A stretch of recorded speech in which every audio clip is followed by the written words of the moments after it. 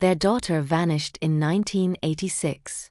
She'd left the house that day, rollerblades on, headed to a friend's place to hang out. But she never made it. Her parents didn't immediately grasp she was missing until her friend's mother called, asking if Annie was still planning to come over. By then, it was too late. She had disappeared without a trace. 17 years later, however, her parents found themselves at a small local market. And what her father saw in a thrift store window made his blood run cold. The late afternoon sun, golden and hazy, filtered through the thick canopy of old pines and maples lining the streets of Pine Creek, a charming town nestled in upstate New York. It was 2 p.m., and the town, with its beautifully preserved historic center, hummed with the quiet energy of a Saturday market. Wooden stalls overflowed with local crafts, artisanal cheeses, and the vibrant colors of freshly picked berries, creating a picturesque scene. Arthur Miller, however, found no charm in it. He trudged a few paces behind his wife, Eleanor, his brow furrowed. A familiar weight of discontent settled heavily on his shoulders. "I still don't get why we had to come all this way, Eleanor," Arthur grumbled, his voice low enough not to be overheard, but sharp enough for his wife to catch. 3 days in the middle of nowhere, just staring at jam. Eleanor paused at a stall displaying handmade pottery, her fingers gliding lightly over the rim of a sky-blue bowl. She sighed. Her patience, though thinned considerably, still held. "Arthur, please. We discussed this. It's our first vacation in a very long time. Pine Creek is a beautiful town. Try to enjoy it a little." It had taken years of gentle coaxing, quiet pleas, and tearful late-night conversations to convince Arthur to make this trip. Their home in a busy suburb outside of Boston had become a mausoleum of memories, every room echoing the absence of their daughter, Annie Thompson.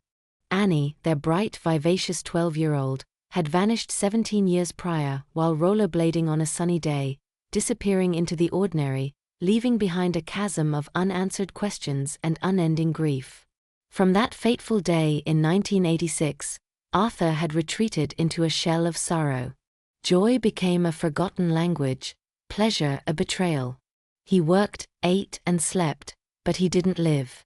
Each day was a monotonous cycle of searching, replaying, mentally reconstructing those last moments. Eleanor, too, bore the crushing burden of their loss, but in the last year, a fragile shift had occurred within her. The sharp pain had begun to dull, replaced by a quiet realization that they couldn't remain forever in that abyss of grief. Annie wouldn't have wanted them to. She tentatively began to suggest they needed to find a way to breathe again, even if their breaths would always carry the scent of sadness. This trip to upstate New York, miles away from the ghosts of their past, was her desperate attempt to pull Arthur back towards the light, or at least away from the deepest shadows. As they ambled further down Main Street, Arthur's gaze, usually fixed on the ground or some distant, invisible point, caught on a storefront across the road. It was an unassuming place with faded green paint, a sign above the door that read Pine Creek Treasures in whimsical, slightly peeling gold letters. The display windows were crammed with a chaotic assortment of items: tarnished silver, stacks of old books, a cracked porcelain doll, and what looked like a collection of oddly shaped tools. It was, without a doubt, a thrift store, the kind that seemed to hold forgotten stories. Eleanor's eyes lit up. "Oh, look, Arthur. That place looks interesting. You know how I love antiques. It reminds me of when we were young." She smiled hopefully, pointing at the shop. "Let's just pop in for a minute." Arthur's expression remained immobile. "You go. I'll wait here. All that dust and junk isn't for me." He shoved a hand into his pocket for his pack of cigarettes and a lighter, a familiar ritual, a small, grim comfort. Eleanor's smile faltered slightly, but she nodded. "All right, I won't be long." She crossed the street, her steps lighter than his, and disappeared through the door of Pine Creek Treasures, a small bell tinkling softly above her. Arthur leaned against a lamppost, a cigarette already halfway to his lips. He was about to flick his lighter when his gaze, almost by accident, drifted to the dusty shop window. His hand froze, his breath hitched.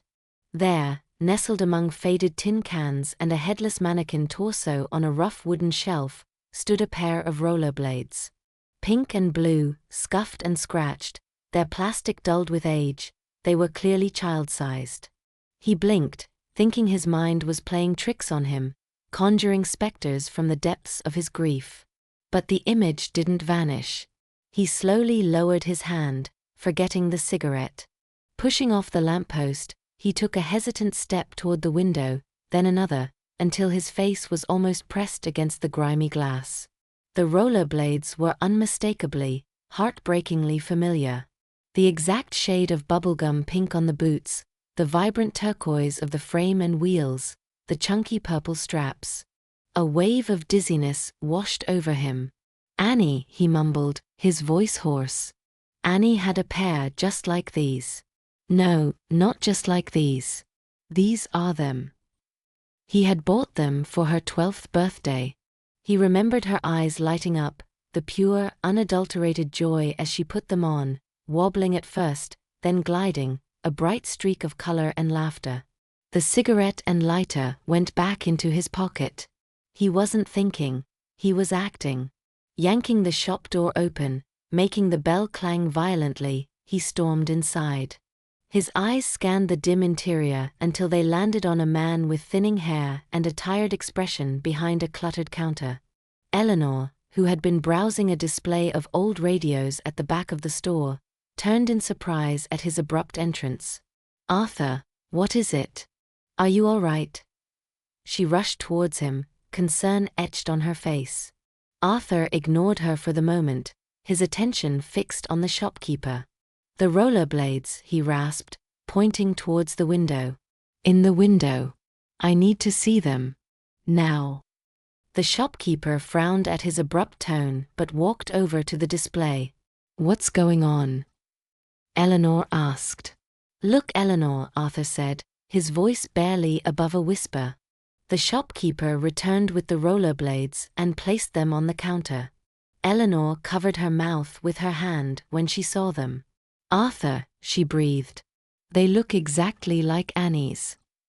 Arthur, his hands trembling, picked up one of the rollerblades, finishing her thought. He turned it over, examining every detail. "Kids size 3. That's the size I bought her." Eleanor shook her head, placing a restraining hand on his shoulder. "Arthur, please. Don't do this to yourself. There must be 1,000 pairs just like these. It's just a coincidence." But Arthur wasn't listening. He flipped the rollerblade over and looked at the sole. There, scratched into the plastic toe guard, were initials. "A.T.," he whispered, his voice cracking.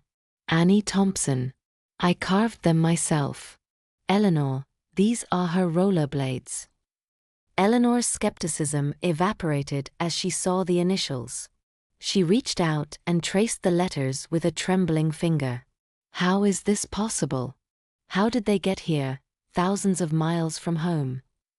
The shopkeeper, who had been listening to their exchange with growing interest, cleared his throat. "There's a problem." Arthur looked up, his eyes burning. "These rollerblades belonged to our daughter. She disappeared 17 years ago while wearing them. Where did you get them?" The shopkeeper's demeanor changed instantly. He reached for the rollerblades.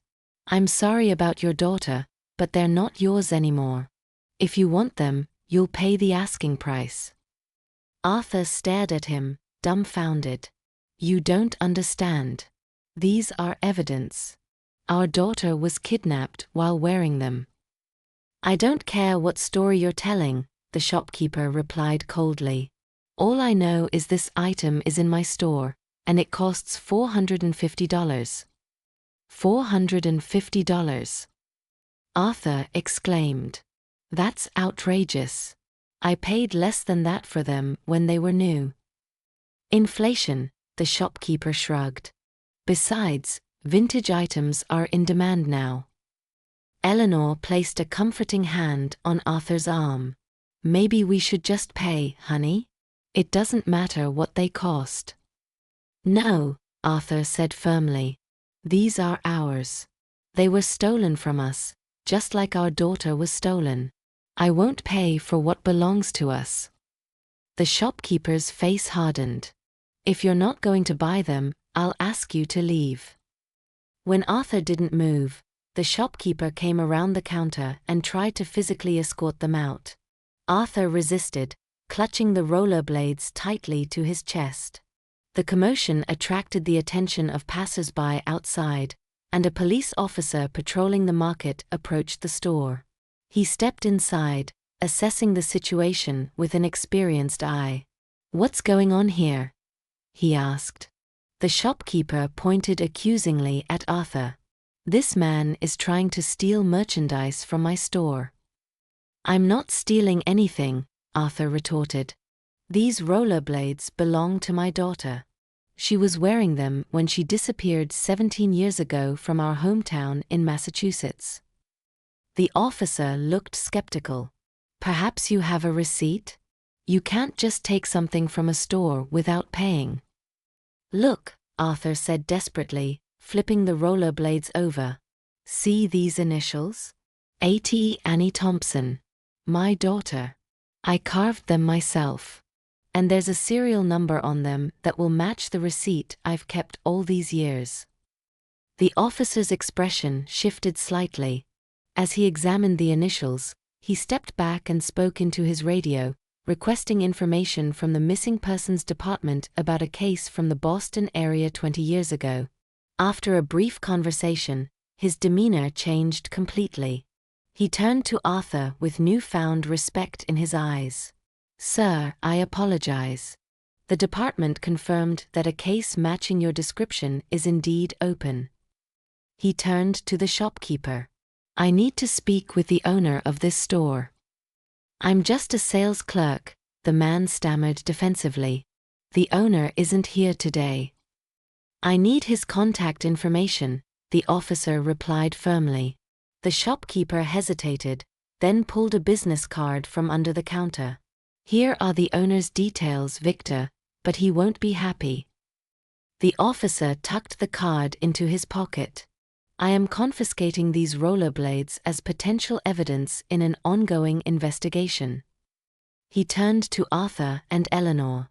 "I'll ask you to come with me to the station to give a statement." As they left the store, Arthur Miller felt, for the first time in 20 years, the faintest flicker of a breakthrough, the very breakthrough they had been waiting for. Arthur and Eleanor followed the officer to his patrol car, parked at the edge of the market. Officer Davis, as his name tag read, offered for them to follow him to the station in their own car. "It's not far," he assured them. "About 10 minutes up Main Street." The Pine Creek Station was a modest brick building with a small American flag hanging above the entrance. Inside, the atmosphere was calm and businesslike, a stark contrast to the emotional turmoil churning within Arthur. Officer Davis led them to a small interrogation room with a table and 4 chairs. The rollerblades lay in the center of the table, sealed in a clear evidence bag. "I've contacted the lead detective," Officer Davis explained. "He'll want to take a full statement from you. In the meantime, I just need to clarify a few details." He pulled out a notepad and pen. "Can you describe your daughter at the time of her disappearance?" Arthur cleared his throat. Annie was 12 years old. She had shoulder-length brown hair and green eyes. She was tall for her age, about 5 feet 3 inches.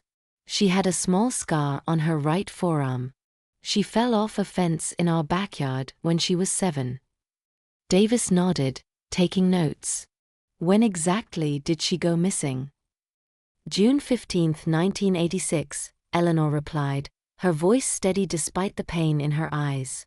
"It was a Sunday, around 3 p.m. She went to her friend Sarah's house, about half a mile from home. She wanted to show off her new rollerblades." "She never reached her," Arthur continued. We didn't realize anything was wrong right away until Sarah's mother called around 5 p.m., asking if Annie was coming over. The door opened, and a man in plain clothes entered. He was in his mid-40s, with graying hair and a serious expression. "I'm Detective Mark Stevens," he introduced himself, shaking Arthur and Eleanor's hands. "I understand you found a possible lead in your daughter's disappearance case." Arthur nodded towards the evidence bag. "These are Annie's rollerblades." "I'm certain." The detective sat opposite them. "I've contacted the authorities in the Boston area. They're sending over the case files, but it will take a few hours. In the meantime, I'd like to hear the full story from you." For the next hour, Arthur and Eleanor took turns recounting the events surrounding Annie's disappearance. They described the massive search operations, the volunteer teams combing the woods and neighborhoods, the flyers they distributed throughout the state and beyond.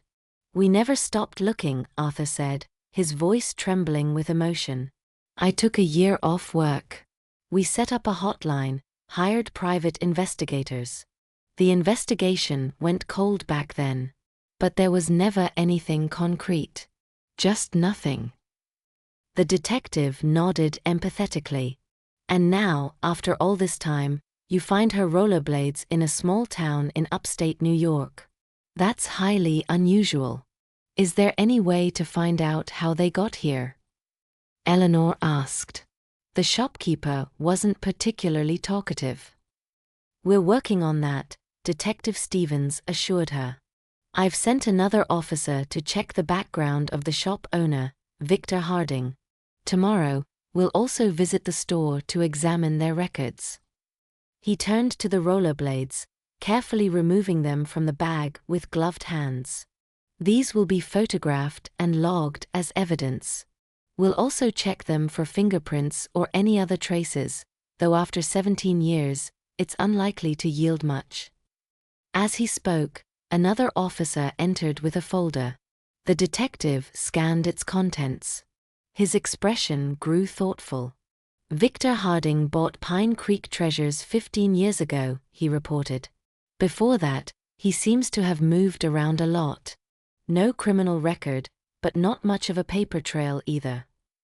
He showed them a photo from Victor Harding's driver's license, a man in his 50s with thinning hair and a stern expression. "Do you know this man?" he asked. Arthur and Eleanor shook their heads. "According to his sales clerk, he'll be back in town in 2 days," Stevens continued. "We'll call him in for questioning then." By the time all the preliminary procedures were complete, the sun was setting outside the station windows. Detective Stevens escorted the parents to the exit. "We'll continue to investigate this lead," he promised. "I've assigned an officer to revisit the store tomorrow, to check if there are any other items connected to your daughter. In the meantime, try to get some rest." As they stepped out into the fading daylight, Arthur felt a strange mix of hope and dread. The rollerblades were real, tangible proof that somewhere, perhaps, there were answers to what happened to Annie. But what those answers might reveal after all these years frightened him more than he cared to admit. The sunset painted the sky in shades of orange and pink as Arthur and Eleanor walked back towards the market. Despite the late hour, Arthur insisted on returning to Pine Creek Treasures. "The police will handle it, Arthur," Eleanor said, gently tugging his arm. "We need to go back to our rental and rest. It's been a long day." "I need to look again," Arthur insisted, quickening his pace. "There might be something else there, something we missed." Eleanor sighed but followed him, recognizing the determined set of his jaw. Most of the market stalls were already dismantled, vendors packing up unsold goods. Only a few restaurants remained open, their warm lights glowing invitingly in the deepening twilight. As they neared Pine Creek Treasures, they saw the shopkeeper they'd encountered earlier locking the front door. He noticed them and visibly tensed, his movements becoming hurried. "Look, someone else is leaving," Eleanor whispered, pointing to a side door Arthur hadn't noticed before. A man emerged from the alley beside the shop. He wore a leather jacket and a hat pulled low over his face, but even from a distance, there was something familiar about his profile. Arthur squinted, trying to recall where he'd seen him. "He looks like the man in the photo," Arthur murmured. "The one Detective Stevens showed us, Victor, the owner." Eleanor frowned. But the detective said he wouldn't be back for 2 days. Why would the shopkeeper lie to the police? They watched as the man crossed the street to a black sedan parked near a toy store. Another person stood by the car, and next to them, a small girl, perhaps 8 or 9 years old with blonde pigtails. The man in the hat approached the girl, crouching down in front of her. He reached out to embrace her, but the child visibly recoiled, turning her face away. When he ruffled her hair, she flinched. "Something's not right," Arthur said, his protective instincts flaring. "That girl is afraid of him." "We can't be sure, Arthur," Eleanor said cautiously. "Maybe it's his daughter? Kids often act out, especially if they didn't get the toy they wanted." Arthur nodded, but he couldn't shake the feeling they were witnessing something sinister. The interaction felt wrong, imbued with an undercurrent of tension that sent shivers down his spine. They watched as the three got into the black car and drove away. Arthur then shifted his attention to the shopkeeper, who was now walking briskly towards the bus stop. Without thinking, Arthur ran after him. "Excuse me," he called out. The shopkeeper turned, his face twisting when he recognized Arthur. "What now?" "The man who just left through the side door," Arthur said, catching his breath. "Was that Victor Harding, the owner?" The shopkeeper's eyes narrowed.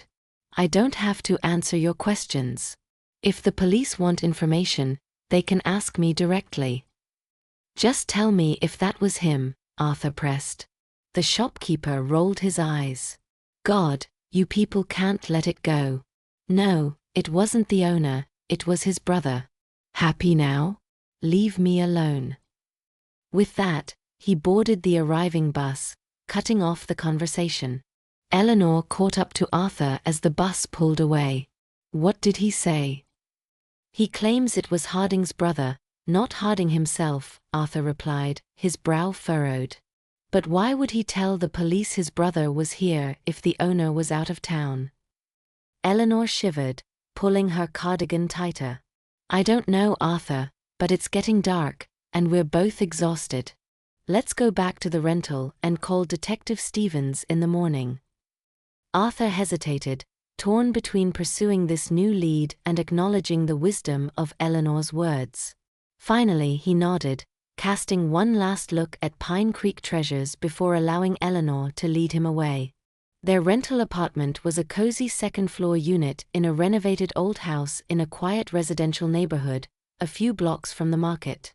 Its pale blue facade and white gingerbread trim gave it a charming, nostalgic look that had initially appealed to Eleanor when she booked it. As they approached the building, Eleanor touched Arthur's arm. "I'm going to run to that Chinese restaurant we passed on the corner. I could use something comforting after today." Arthur nodded, retrieving the apartment key from his pocket. "I'll wait here. I want to have a cigarette to clear my head." As Eleanor disappeared around the corner, Arthur sat on the front steps and lit a cigarette. He inhaled deeply, letting the smoke fill his lungs before exhaling into the darkening sky. The familiar ritual soothed him slightly, allowing his mind to process the day's incredible events. Finding Annie's rollerblades after all these years couldn't be a coincidence. They were a link, a tangible thread to his daughter, gone for 2 decades. But what did it mean? How did they end up in a thrift store in upstate New York, thousands of miles from where she disappeared? His hand trembled slightly as he took another drag. If the rollerblades were here, was it possible Annie was here too? And if so, was she alive? The thought both exhilarated and terrified him. For 17 years, he had lived in a state of frozen grief, unable to fully mourn a daughter who might still be out there somewhere. The rollerblades had reignited a hope he hadn't allowed himself to feel in years. Arthur pulled out his phone and began searching for information about Victor Harding and Pine Creek treasures. He found little: a modest website for the shop with a photo of the facade and hours of operation, a few online reviews praising the inventory. Nothing about Harding himself. As he scrolled, he noticed movement across the street. A small figure was lurking behind a lamppost, watching the houses. Arthur squinted into the deepening gloom. It was a child, a girl, perhaps 10 or 11. Arthur stubbed out his cigarette and stood up. "Hey there," he called, trying to keep his voice soft. Are you Alrecht? The girl froze for a moment, then took a cautious step forward. She was thin, with dirty blonde hair tied back in a messy ponytail, wearing clothes that seemed too big for her.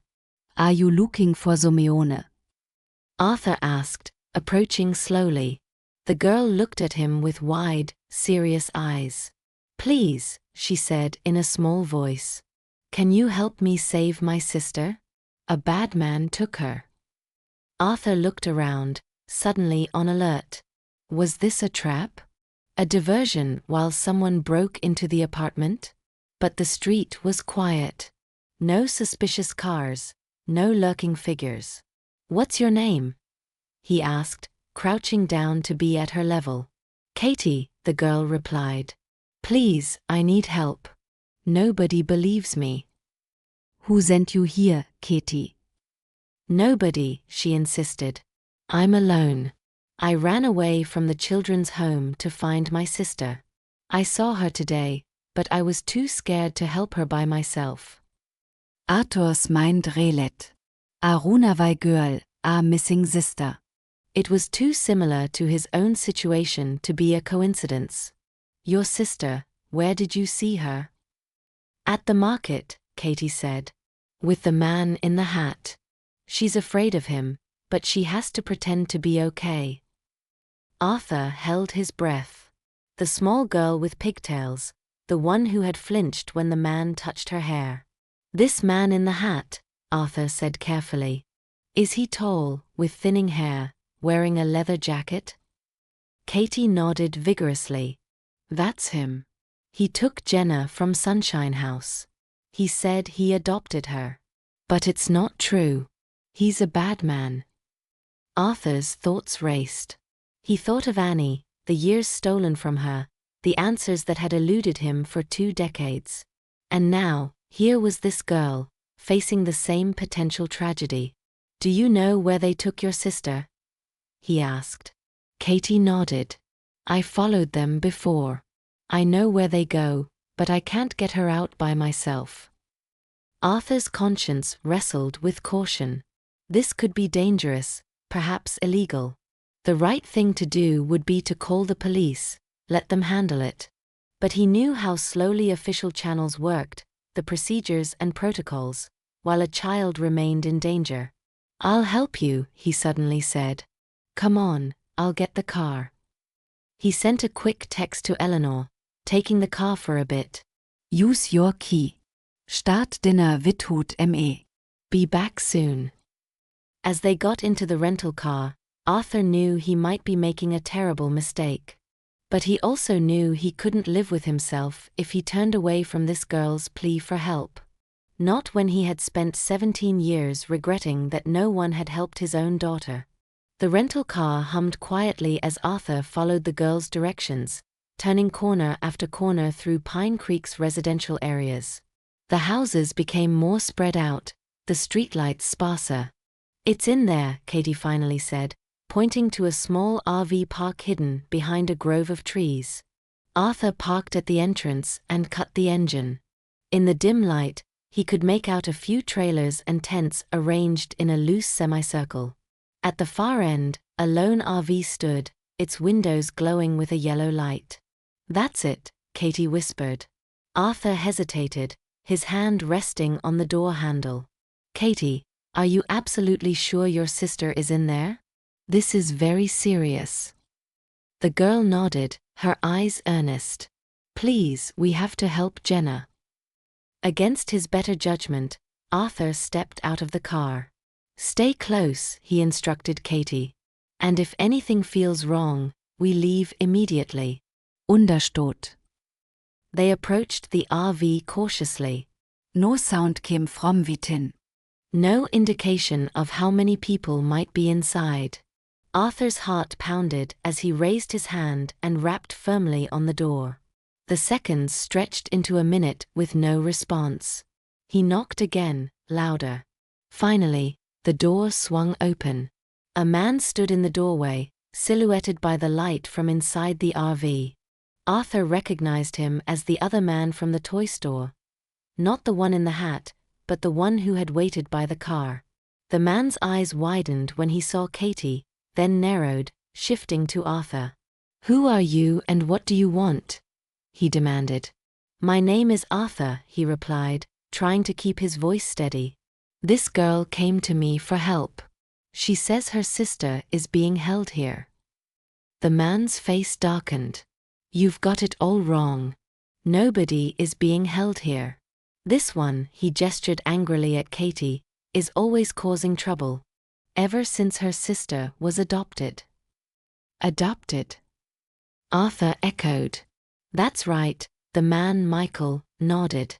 "Jenna was officially adopted from Sunshine House by my boss. I'm just his assistant. And this one," he jabbed a thumb at Katie, "can't accept it and makes up wild stories." "Liar. Liar." Katie cried out, her small face contorted with anger. "You took her. You're the man. You stole my sister." "What man?" Arthur asked, though he already suspected the answer. "The girl was adopted by my boss," Michael explained with exaggerated patience. "His brother came with me to pick her up because the boss is out of town on business. Everything's perfectly legal." Arthur found himself caught between the man's plausible explanation and the earnest conviction in Katie's voice. "Listen," he said, trying to sound reasonable. "I'm sure we can sort this out. Maybe I could talk to your boss, or at least see Jenna for a minute. If the sisters can talk, say a proper goodbye, it might help everyone move on." Michael's expression hardened. "That's not possible. Jenna isn't here. She was already taken to her new home in another car." As he spoke, Arthur heard a faint sound from inside the RV, a soft rustling, followed by what might have been a child's whisper. Michael quickly glanced over his shoulder, then back at Arthur. "That's my kid," he dismissed. "Look, I suggest you take this girl back to Sunshine House before you get accused of threatening a child." "I only wanted to help," Arthur began. "Help?" Michael sneered. "Kidnapping a runaway from an orphanage because of her made-up stories. Take her back to the children's home, or next time, I'll call the police." With that, he slammed the door shut in their faces. Arthur stood for a second, processing what had just happened. The man's explanation sounded logical, but something about the situation felt wrong. "He's lying," Katie insisted as they walked back to the car. "Jenna is in there. I know it." "You heard him," Arthur said gently. "Your sister was adopted. That can be hard to accept, but—" Katie stamped her foot. "It's not true. Please believe me." Arthur sighed, unsure what to do next. The right thing would be to return Katie to the children's home, as Michael had suggested, but he couldn't shake the feeling that something was amiss. "Let's get in the car," he finally said. "We'll figure this out." Back in the car, Arthur turned to Katie, who sat huddled in the passenger seat, her small face defiant. "Katie," he began softly, "I understand you're worried about your sister, but I have to take you back to the children's home. I could get into serious trouble for taking you." "Please don't take me back," she pleaded, tears welling in her eyes. "I won't go without my sister. I promised I'd protect her." Arthur's heart ached for the girl. He remembered making a similar promise to Annie all those years ago, always to protect her. A promise he hadn't kept. "How about this?" he offered. We'll get something good to eat, and then I'll take you back. I won't let anything bad happen to you, I promise. Katie wiped her eyes with her sleeve but remained silent, the embodiment of dejection. Arthur was about to start the car when he noticed movement at the RV. Headlights flickered on, casting sharp white beams through the trees. They're leaving, he murmured, watching as the RV began to pull away from its spot. As it drove past their parked car, Arthur caught a glimpse of someone through a side window, a woman with brown hair, drawing the RV's curtains one by one. For a fleeting moment, their eyes met through the glass. Annie. The name escaped his lips in a whisper. It was impossible. And yet, there was something painfully familiar in her face, in the shape of her eyes. It was how he had always envisioned an adult Annie. The same features that smiled from countless age progression photos over the years. Without a second thought, Arthur started the car and pulled onto the road, following the RV. What are you doing? Katie asked, sitting up straight. I saw someone in that RV, Arthur explained, his voice trembling with emotion. A woman who might be my daughter. Your daughter? Arthur nodded, his eyes fixed on the taillights ahead. My daughter Annie disappeared 17 years ago when she was 12. Like your sister, she vanished when I thought she was safe. As they drove, Arthur's phone rang. Eleanor's name flashed on the screen. He put her on speaker. Arthur, where are you? Eleanor's voice filled the car, laced with worry. I'm waiting at the apartment. Eleanor, you won't believe this, Arthur's words tumbled out in a rush. I think I saw Annie. I'm following an RV right now. There's a woman who looks just like her. What, Arthur? Where exactly are you? Are you sure it's her? What RV? I'm not sure of anything, Arthur admitted. But Eleanor, you know how we always said Annie had one of those faces that barely changed with age? This woman, it's like seeing an adult version of her, exactly how I imagined her. Arthur, please be careful, Eleanor pleaded. You don't know who these people are or what they're capable of. I have to follow this lead, Eleanor. I have to know. At least tell me where you are. Eleanor's voice broke as the signal died. The road led them deeper into the countryside, outside of Pine Creek. For nearly an hour, they followed the RV down winding back roads, keeping enough distance to avoid being noticed. Katie remained silent, occasionally pointing out turns to help Arthur stay on track. Finally, the RV turned onto a gravel driveway leading to a large house set back from the road. It wasn't a mansion, but the home was substantial, a two-story rustic style with a wraparound porch and a detached garage. Arthur killed his headlights and parked on the shoulder about 100 yards from the property entrance. From this vantage point, partially concealed by trees, he could observe the house while remaining unseen. What do we do now? Katie whispered. Why are we here? Arthur turned to her, suddenly aware of how strange and potentially frightening this situation must seem to her. I'm sorry, Katie, I should have taken you to the children's home, but you're not the only one who lost a loved one.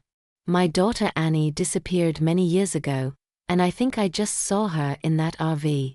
That's why I followed them. Katie's eyes widened with understanding. You think bad people took your daughter too? I don't know, Arthur admitted. But I intend to find out. He refocused on the house, watching as the RV parked near the porch. Michael exited first, followed by the woman, who was leading a child by the hand. Unmistakably, it was the girl from the toy store. Jenna, that's her. Katie whispered excitedly. That's my sister. As the woman stepped into the light cast by a porch lamp, Arthur gasped. She was tall and slender, with the same brown hair Annie had inherited from her mother. Even from this distance, he could see she moved with a grace that reminded him painfully of his daughter. And then, to his shock, another person emerged from the RV, the man in the hat.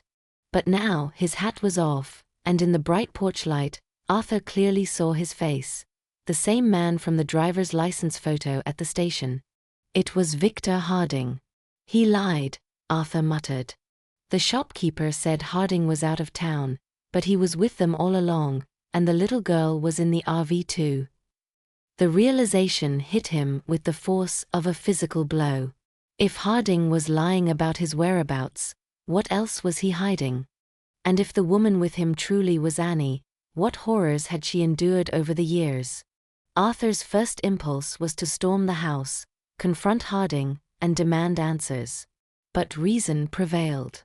He was outnumbered, possibly against armed men, and he had a child with him.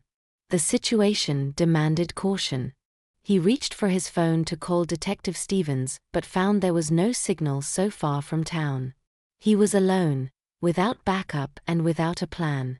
As he pondered his next move, a sharp rap on the driver's side window made him jump. He turned to see Michael's face pressed against the glass, an enraged expression on it. "Stay in the car," Arthur said quietly, urgently, to Katie. "Lock the doors." He lowered the window a crack to speak. "I was just leaving." "The hell you were," Michael spat. "You've been following us all the way. Who are you? Some kind of pervert?" Arthur's mind raced for an explanation that wouldn't escalate the situation.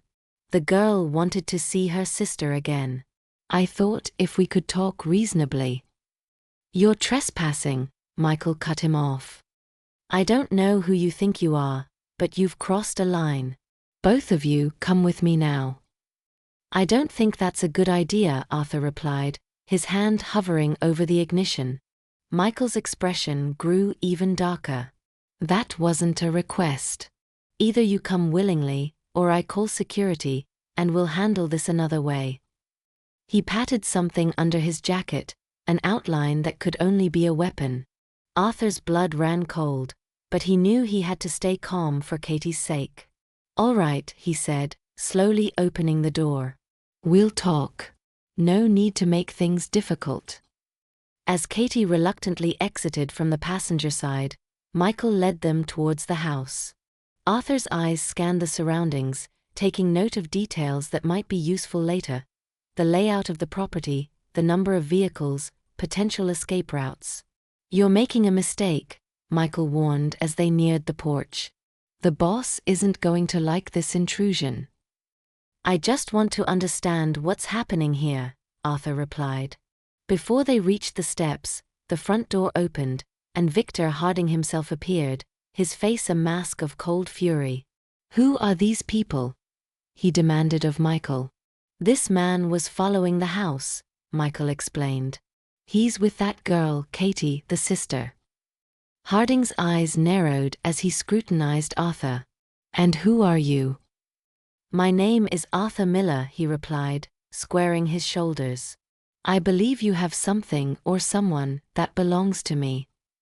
Before Harding could respond, the woman Arthur had seen earlier appeared in the doorway behind him.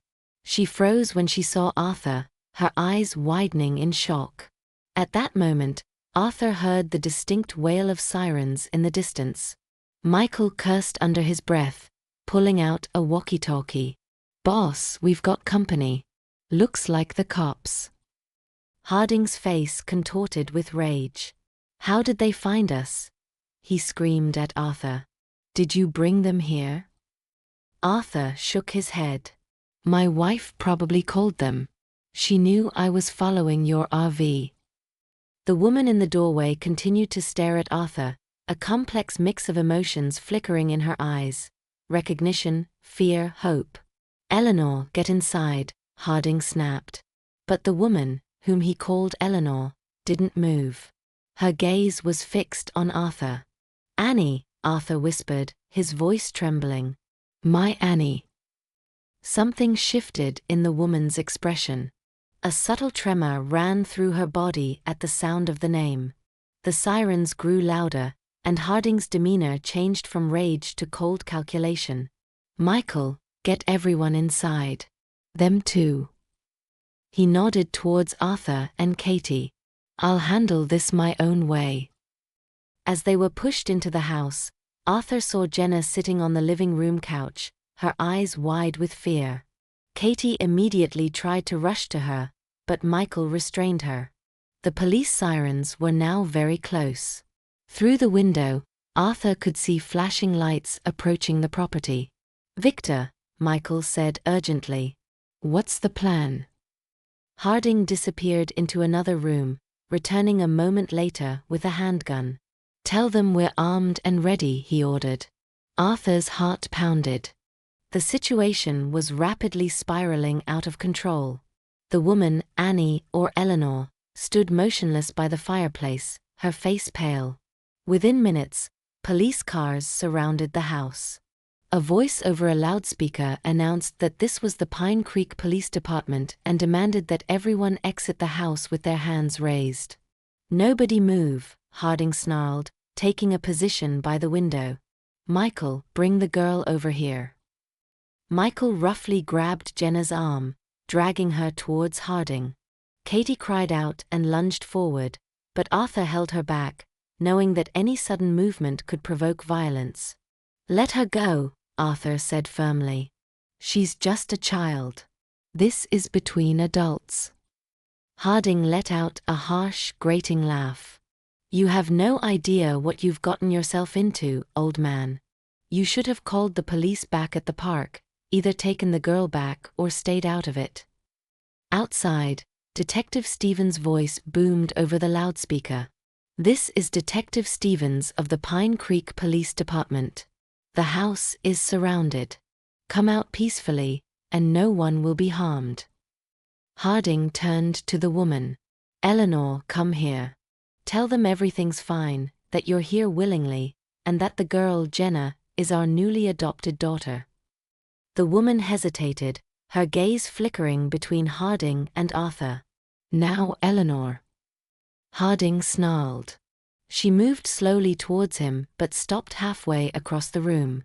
"I can't do this anymore, Victor," she said, her voice barely a whisper. "What did you say?" Harding's face darkened menacingly. "I said I can't do this anymore." Her voice grew firmer, more resolute. She turned to Arthur. Are you really my father?" "Yes," Arthur nodded, tears welling in his eyes. "My Annie. We never stopped looking for you. Not a single day." "Eleanor, I'm warning you," Harding said, raising his handgun. "Come here now." Arthur was now certain that it was her. She stood her ground. "No, Victor." "It's over." In an instant, Harding aimed the pistol at Arthur. "You did this. You turned her against me." It all happened in a flash. Annie lunged at Harding as he aimed at Arthur. A struggle ensued, an ear-splitting gunshot rang out, then another. Arthur cried out in horror, certain he was about to witness his own death or his daughter's, moments after finding her. But when the chaos subsided, Harding lay on the floor, blood spreading across his chest. Annie stood over him, a small handgun clutched in her trembling hands, her own arm bleeding from a glancing wound. Without a second thought, Arthur stepped forward and kicked the weapon away. Before Michael could react, the police stormed the house, weapons raised. Police. Everyone on the ground. Hands in sight. Arthur dropped to his knees, pulling Katie down with him. Michael was quickly apprehended and handcuffed. Medics rushed in, first to Harding, who was still alive despite the severe injury, then to Annie. Within minutes, another team arrived to attend to the girls, ensuring their safety and checking for injuries. As the medics bandaged Annie's arm, Arthur watched her from a few feet away, scarcely believing that after 17 years, he was in the same room as his daughter. The hospital corridor buzzed with activity, medics scurrying between rooms. Arthur sat in an uncomfortable plastic chair outside the room where doctors were tending to Annie's wound. He could barely believe that after 17 years of searching, of hoping against hope, his daughter was alive and just beyond that door.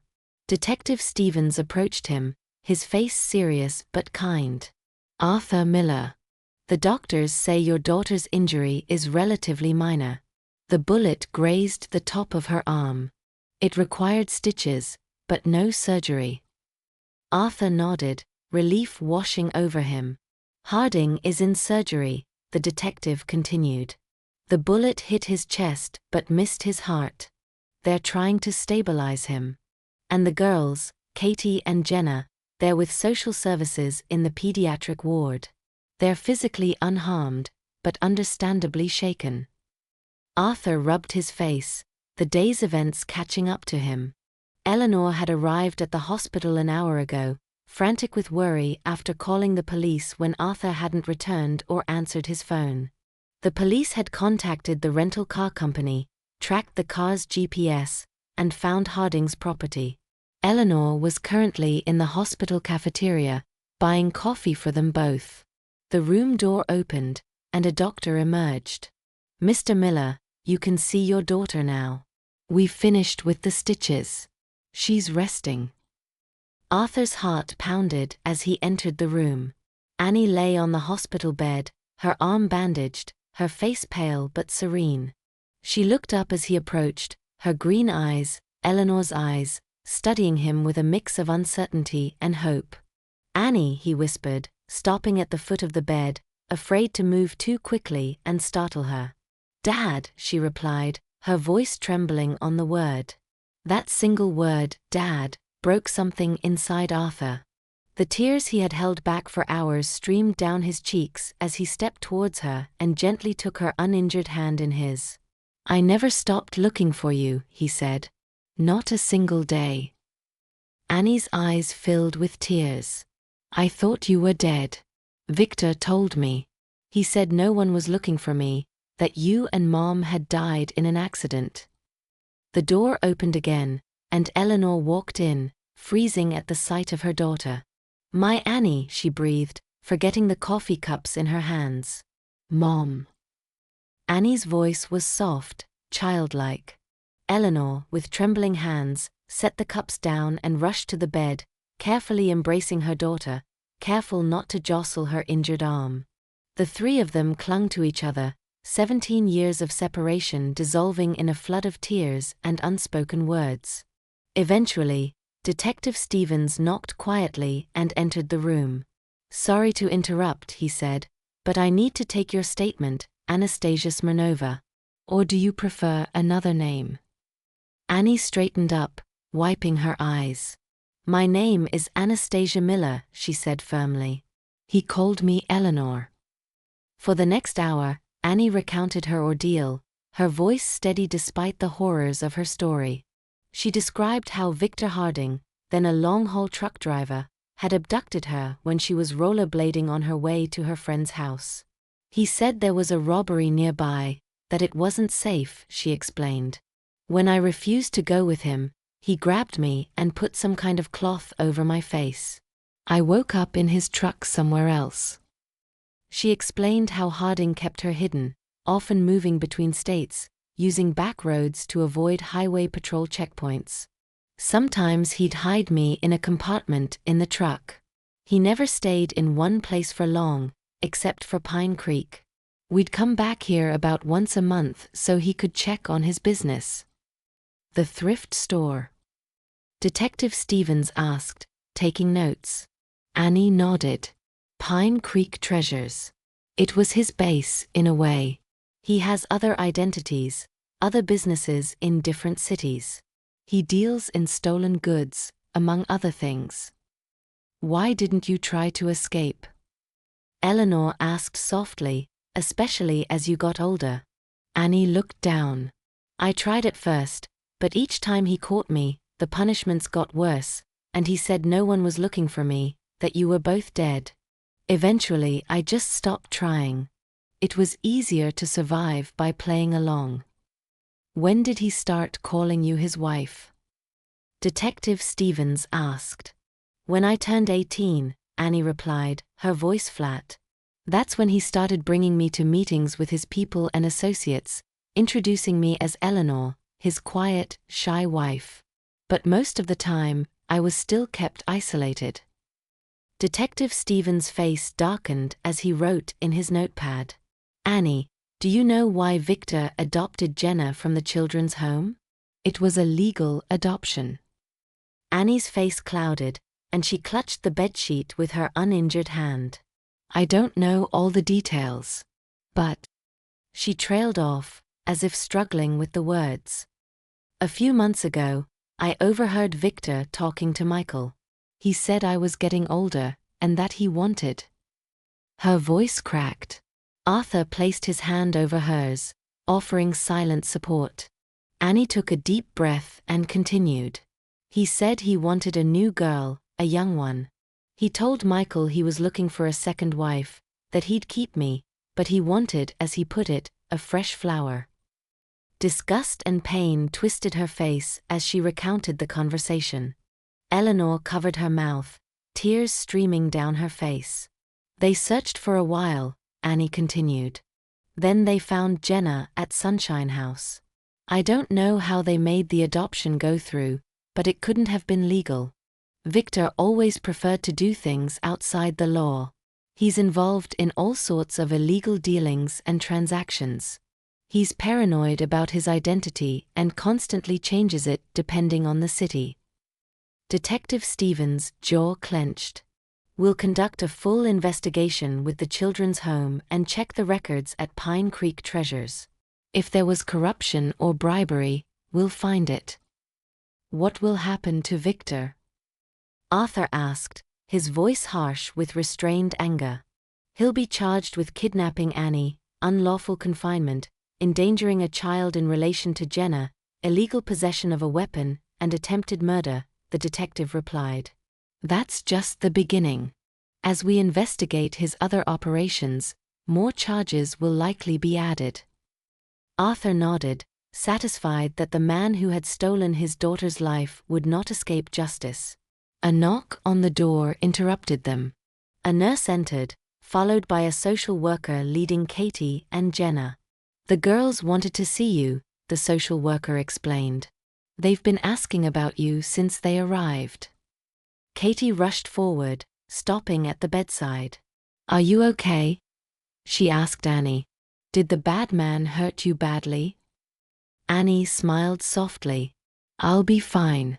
It's just a scratch. How are you and Jenna? Jenna, half hidden behind her sister, looked at her with wide eyes. Are they going to send us back to the children's home? She asked in a small voice. Before the social worker could answer, Arthur spoke. Actually, I wanted to talk about that. He turned to the social worker. I know we can't adopt them right now. We live in a different state.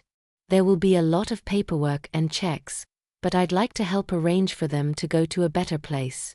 I'd like to provide financial support for their care and education. Annie reached out her uninjured hand to Katie. You saved me, you know. If you hadn't been brave enough to find help, I might never have found my family. Katie broke into a proud smile. You saved my sister too. The social worker nodded. We'll certainly discuss placement options for the girls, and financial support would be very helpful. As evening settled, the hospital room became a hub of activity. Doctors came in to check on Annie, police officers brought news of the ongoing investigation, and Eleanor made countless calls to relatives back home, sharing the miraculous news.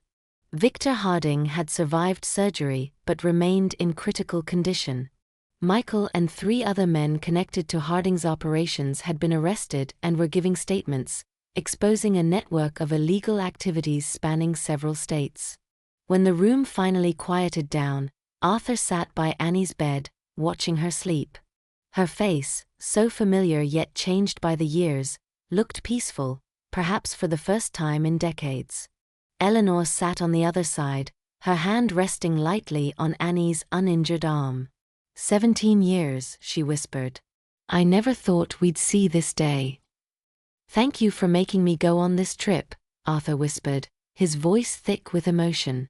After all the searching, all the dead ends and disappointments, Annie had been found thanks to a pair of rollerblades in a thrift store window and the bravery of a little girl who hadn't given up on her sister. Life had taken so much from them: 17 birthdays and holidays, ordinary days and special moments that could never be regained. But sitting here, watching his daughter breathe, Arthur knew that what mattered wasn't what had been lost, but what had been found. The darkness that had enveloped their lives for 2 decades was finally dissipating. There would be challenges ahead. Annie would need time and support to heal from her traumas, and they would all have to learn to be a family again. The path wouldn't be easy, but for the first time in 17 years, they would walk it together. Outside the hospital window, stars began to appear in the evening sky. Arthur remembered how Annie, as a child, loved to stargaze, making a wish on the first star she saw each night. Tonight, for the first time in 17 years, he didn't need to make a wish. The miracle he had prayed for all those years was sleeping peacefully before him, finally home, right where she belonged.